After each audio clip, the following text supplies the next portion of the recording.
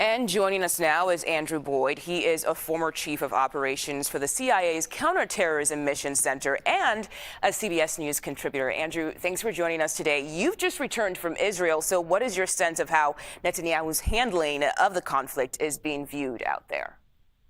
So the protests are a legitimate thing. The families of the hostages have enormous political sway, but so does Netanyahu's far right coalition. And so Netanyahu finds himself between the families of the hostages as well as the realities of Israeli politics. The overwhelming majority of Israelis want to see Hamas destroyed, but they'd also like to see their countrymen return and not be killed in offensive action.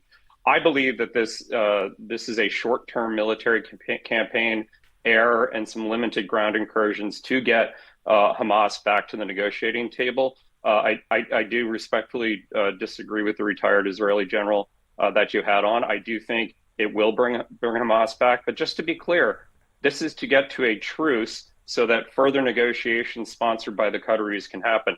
There will not be a permanent resolution to this conflict until Hamas is completely defanged. I think that is a reality that Netanyahu has to deal with his coalition. But frankly, if Netanyahu was not prime minister, any other prime minister, regardless of their political party, would have to deal with this reality.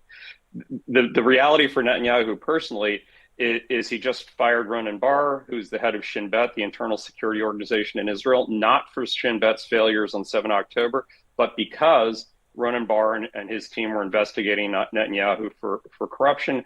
Ben-Gvir, the far-right minister of security, just came back. He left the coalition in January. He just came back. And then there's enormous pressure. By the end of the month, March 31st, the Knesset has to pass a budget.